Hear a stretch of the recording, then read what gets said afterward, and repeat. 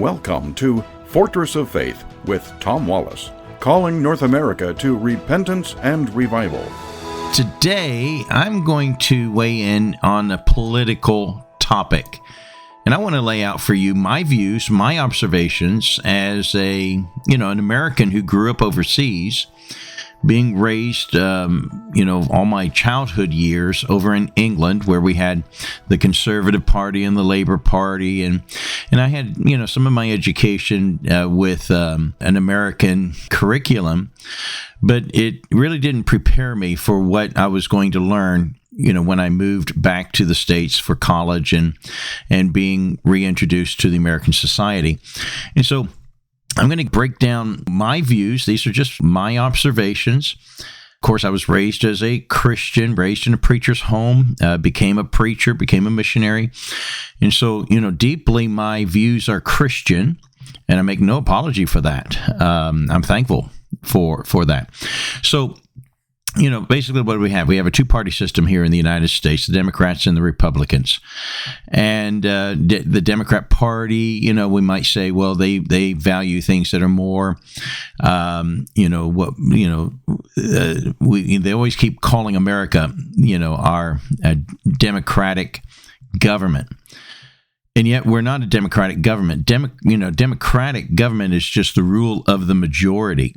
That's an unideal understanding of the American government. We are a republic that uses democratic means to find representatives to represent us. So a republic is based on representatives.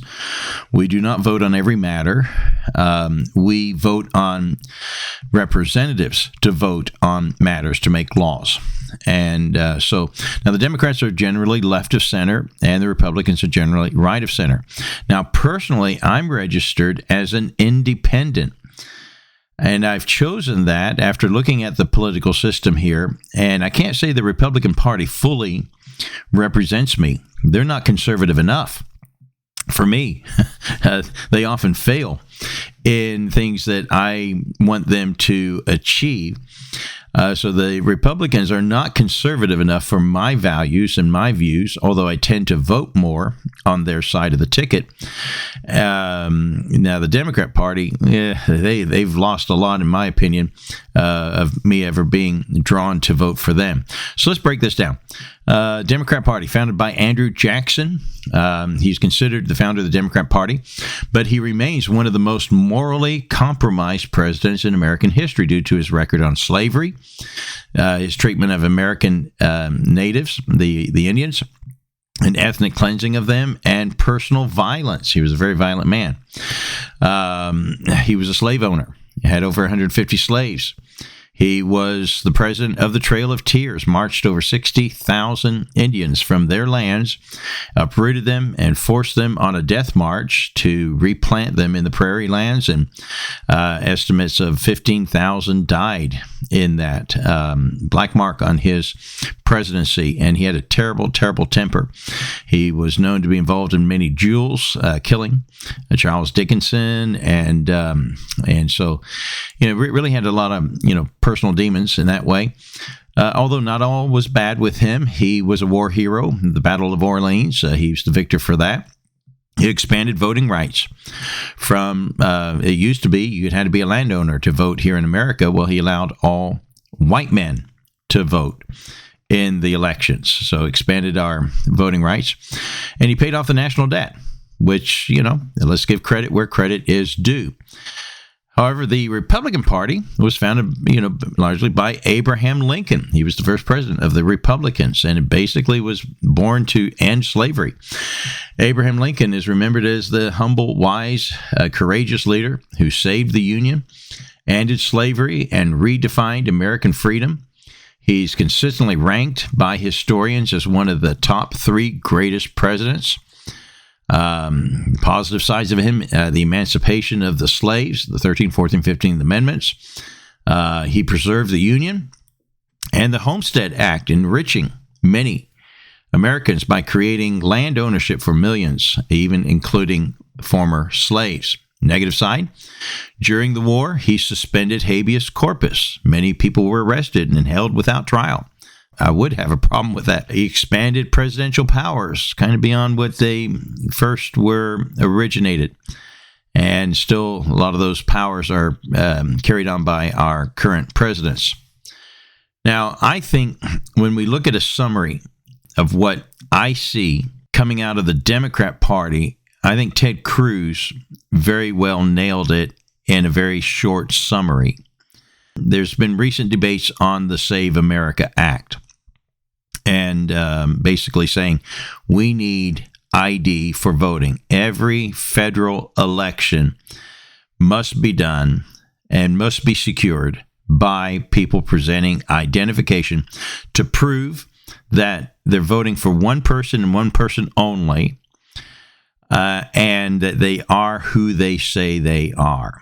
Okay, and so, but the thing is that the Democrats are trying to shape the argument to say, well, this is Jim Crow 2.0. If we bring in the Save America Act, it's going to discriminate a certain group of people. The fact is, the Democrats were the ones who wrote the Jim Crow Acts. And it seems like the Democrats get off squeaky clean from their past sins. And largely because people are ignorant, and largely because the media is not educating and making people really, truly aware of what's going on in our world, I'm afraid. And so the Democrat, here's what Ted Cruz said. Now, of course, you need to understand, he's a Latino, an American Latino. And so, he comes from a ethnic minority. So he knows what discrimination would be like. And he said the Democrats wrote the Jim Crow. Democrats enforced Jim Crow. Democrats fought to maintain Jim Crow. It's kind of like hypocritical for the Democrats to make an issue of Jim Crow laws when they were the party of Jim Crow. He continued, the Democrat Party has a long, shameful history of racism and discrimination. Who was the party of slavery? Democrats. Who was the party of segregation? Democrats. Who was the party of the KKK? Democrats. Who was the party of Jim Crow? Democrats. Who opposed the Civil Rights Acts? Democrats. And all that he says is true.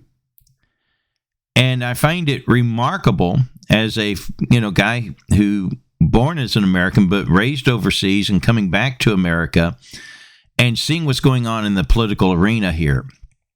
And I see a lot of fraud and dishonesty being practiced by the Democrat Party on every turn.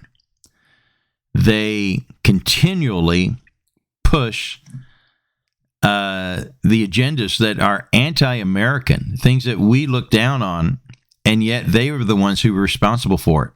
Today, the Democrat Party, I'm sad to say, supports Marxism. I mean, they are the party who are becoming the Marxist Party. Their heroes, Bernie Sanders, AOC, Mamdani from New York.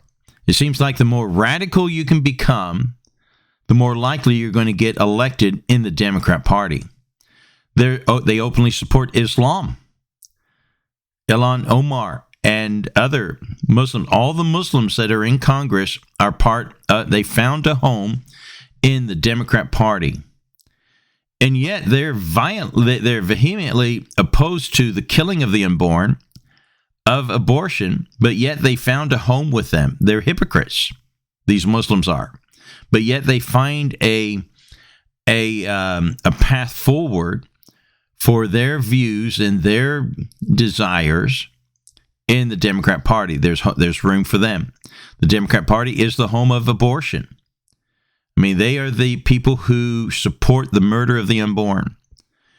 They definitely have shown their colors to say, we do not believe in nationalism. We want open borders. And not only that, they want the illegals that have come into our country illegally. Now, I have no problem with legal immigrants. I lived as a legal immigrant for most of my life overseas. I see the value in it. I see the value of having legal immigrants in our country. It does enrich our country by bringing in legal immigrants. But it destroys our country by allowing immigrants to come into our country illegally and then give them rights and give them health care and drain the public funds. That's can I say stupid on the radio? That's just downright stupid. Then they want them to vote. And they've been working and they refuse to stop any efforts to stop illegals from voting in our elections. That's why they do not want the ID. They deny voter ID to protect our elections because they want these people to have an opportunity to vote in our elections. They keep arguing for those points and they're not ashamed of that. They're not trying to hide that. Folks, that is fraud. That's theft and stealing of an election. However, on the other side of the aisle, the Republicans, they protect the unborn. Therefore, the ending of abortion. We want stronger border protection. We want immigration control. I say I want these things, and we find them in the Republican Party. Voter integrity, free market economics. The Republicans are against Marxism, therefore, free market economics, which has blessed our country immensely. And America first foreign policy, traditional values, and religious liberty. When on the Democrat side, they seem to be more interested in criminal rights over victim rights. And in my opinion, they've come out with the worst foreign policy during my lifetime that I've seen. During my lifetime, as I've observed American politics, I've seen the Democrats produce two of the worst presidents in history, Jimmy Carter and Joe Biden. And yet, on the Republican side, I've seen them produce some of the best presidents, Ronald Reagan and Donald Trump.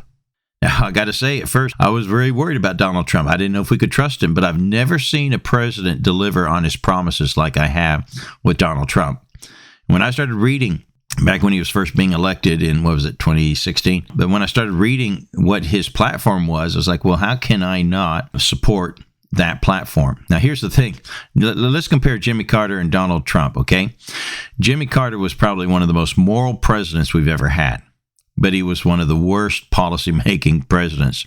You can be morally great, but a terrible president. Donald Trump, he's certainly not one of our moral guys.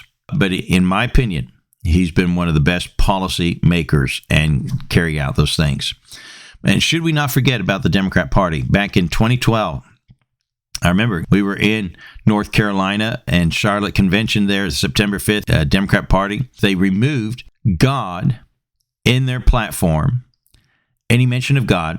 They removed the recognition of Jerusalem as the capital for Israel. Then they tried to put it back in with an oral vote. 3 times it failed, and yet the chairman, Antonio, ruled that it passed when clearly it had not. That was fraud. Well, folks, we're going to have to stop there. But those are my opinions. You share with me yours. You can email us at tom@fortressoffaith, tom@fortressoffaith.com. I'd love to hear your opinions on what you think about these things. Well, that's going to be it for today. Join us again tomorrow at the corner of truth and courage. God bless you.